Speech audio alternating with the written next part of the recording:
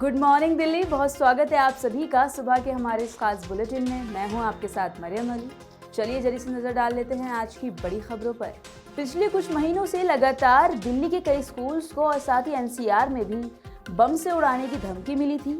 अब हाल ही में इसी हफ्ते मंडे के दिन यानी सोमवार को ये धमकी मिली थी कि कई स्कूलों को बम से उड़ा दिया जाएगा। इसके बाद आज 3-4 दिन बाद फिर से एक ईमेल आया है जिसमें कई स्कूल्स को बम से उड़ाने की धमकी मिली है। कौन कौन से ये स्कूल्स हैं, उसके बाद क्या हुआ, जान लेते हैं। इस बार बम से उड़ाने की धमकी DPS east of Kailash, Salwan school, modern school और कैम्ब्रिज स्कूल को मिली है। वहीं धमकी मिलते ही डीपीएस स्कूल में छुट्टी कर दी गई। पेरेंट्स को मैसेज भी भेज दिया गया कि बच्चों की छुट्टी हो गई है।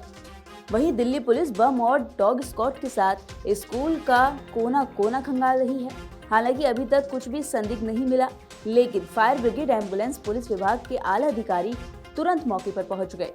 मिली जानकारी के मुताबिक फायर ब्रिगेड अधिकारी ने मामले की पुष्टि की है। वहीं भटनागर इंटरनेशनल स्कूल को सुबह करीब 4:30 बजे, कैम्ब्रिज स्कूल को सुबह 6:30 बजे और डीपीएस अमर कॉलोनी को सुबह 6:35 पर ईमेल आया था। जानकारी के मुताबिक स्कूलों को जो ईमेल भेजा गया है उसमें लिखा है कि ये ईमेल आपको सूचित करने के लिए है कि आपके स्कूल परिसर में कई विस्फोटक हैं और हमें यकीन है कि आप अपने छात्रों के बैग की जांच नहीं करते हैं जब उनके स्कूल में एंट्री होती है। बता दें कि बीते 8 दिसंबर को भी दिल्ली के करीब 40 स्कूलों को बम से उड़ाने की धमकी मिली थी, लेकिन जांच में कुछ भी संदिग्ध नहीं मिला। वहीं धमकी मिलते ही स्कूलों में छुट्टी कर दी गई और बच्चों को घर भेज दिया गया। Police, dog squad, searching squad और बम स्क्वाड और फायर ब्रिगेड ने मिलकर सर्च ऑपरेशन चलाया था। उधर प्रधानमंत्री नरेंद्र मोदी आज प्रयागराज के दौरे पर रहेंगे। आपको बता दें कि वो वहां धार्मिक अनुष्ठान करेंगे और साथ ही कई परियोजनाओं का उद्घाटन भी करेंगे। ये कदम जो मेला है, महाकुंभ मेला 2025 का, उससे पहले का वहां के ढांचे को बढ़ावा देने का हिस्सा बताया जा रहा है। उधर एक आधिकारिक बयान के मुताबिक प्रधानमंत्री करीब 1 बजे प्रयागराज पहुंच जाएंगे।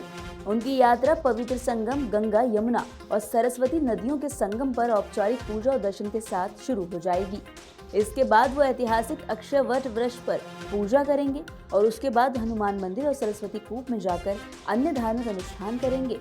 महाकुंभ प्रदर्शनी स्थल का भी दौरा कर सकते हैं, जो आगामी कुंभ मेले की तैयारियों को प्रदर्शित करने का अवसर प्रदान करेगा और शहर के बुनियादी ढांचे को मजबूत करने के उद्देश्य से लगभग 5,500 करोड़ रुपए की कई विकास परियोजनाओं का उद्घाटन भी होगा।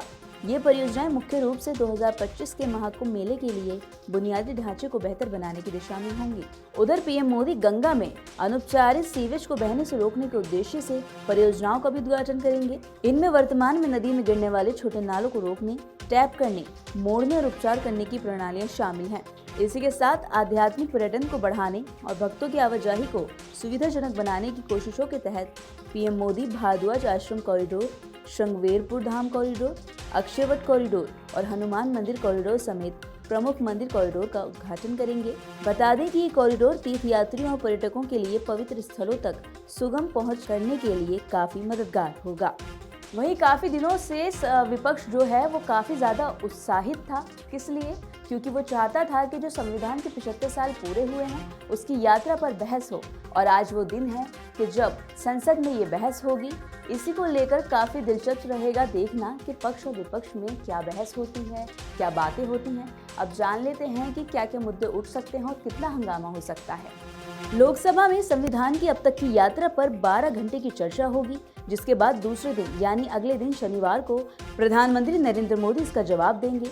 लोकसभा चुनाव में संविधान की रक्षा को मुद्दा बनाने में कामयाब रहे नेता प्रतिपक्ष राहुल गांधी विपक्ष की ओर से बहस के दौरान अपने विमर्श को नया मोड़ देने की तैयारी में लगे हैं। वहीं सरकार की ओर से रक्षा मंत्री राजनाथ सिंह बहस की शुरुआत कर विपक्ष विशेषकर कांग्रेस पार्टी पर प्रहार का मोर्चा खोलेगा। उधर भाजपा ने राजग के सहयोगी दलों के नेताओं के जरिए भी संविधान पर खास चर्चा के दौरान कांग्रेस को निशाना बनाने पर पूरी रूपरेखा तैयार कर ली है। लोकसभा में अदानी सोरोस मुद्दे पर 2 दिन पहले तक चल रहा गतिरोध संविधान पर बहस कराए जाने के प्रस्ताव पर पक्ष विपक्ष में बनी सहमति की वजह से खत्म हो जाएगा।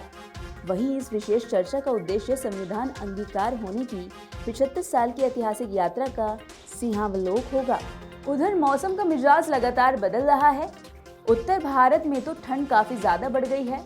वहीं अगर दक्षिण भारत की बात करें तो उधर बारिश हो रही है। ऐसे में अब उत्तर भारत के लिए ये खबर है कि आने वाले दिनों में ठंड और ज़्यादा बढ़ जाएगी। जी हाँ, जो अभी शीतलहर चल रही है, इसको लेकर मौसम विभाग ने अलर्ट दिया है कि आने वाले दिनों में ये और ज़्यादा तेज हो सकती है। मौसम को लेकर भारत मौसम विज्ञान विभाग ने कहा है कि अगले 2 दिनों तक तापमान में गिरावट जारी रहेगी। इसी को लेकर चेतावनी भी दी गई है। हालांकि इस दौरान मौसम तो साफ रहेगा, वहीं पंजाब, हरियाणा, दिल्ली और पश्चिमी उत्तर प्रदेश में शीतलहर का जो प्रकोप है वो इसी तरह जारी रहेगा। उधर अगर हम झारखंड, बिहार, मध्य प्रदेश और छत्तीसगढ़ की बात करें तो अब तक सर्द हवा दिन में चलनी शुरू हो गई है। वहीं पंजाब, हरियाणा और राजस्थान में कोहरा भी दिखा, इससे तापमान गिर चुका है।